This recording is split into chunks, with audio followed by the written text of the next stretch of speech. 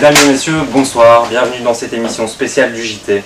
Ce flash spécial sera entièrement consacré à une nouvelle terrible que nous venons d'apprendre à l'instant et qui va bouleverser la vie sur Terre.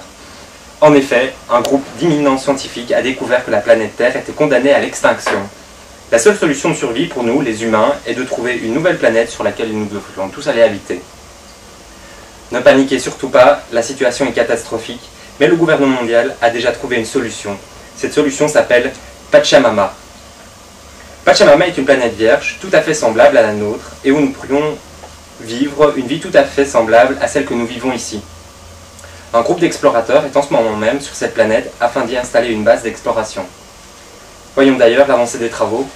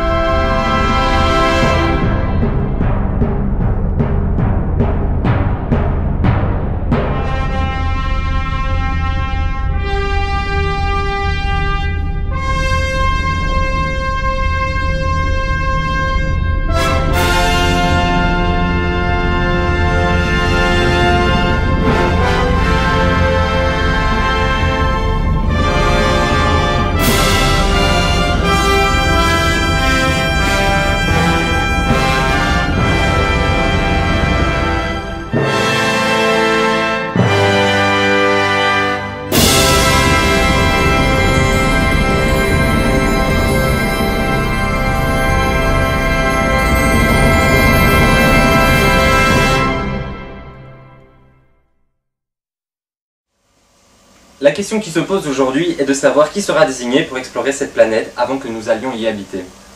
Le gouvernement mondial a déjà trouvé 3 groupes de personnes capables de mener à bien cette mission. Le premier n'est autre que les brillants étudiants de l'ULB, le deuxième un groupe rebelle, les Tarnac, et enfin un groupe scout nommé la Ribambelle de la 9e BH à Bruxelles. Nous allons d'ailleurs interviewer ce groupe scout dont les animateurs sont venus nous rejoindre ici sur ce plateau. Nous allons enfin en savoir un peu plus. Installez-vous. Bonjour.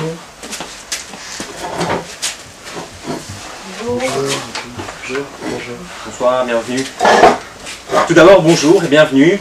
Nous vous avons invité sur ce plateau pour que vous représentiez la Ribambelle et que vous nous expliquiez un peu en quoi vous pensez que les baladins seraient capables de mener à bien cette mission. Marguet, pouvez-vous nous expliquer en quoi les baladins ont-ils assez d'expérience pour participer à cette grande aventure?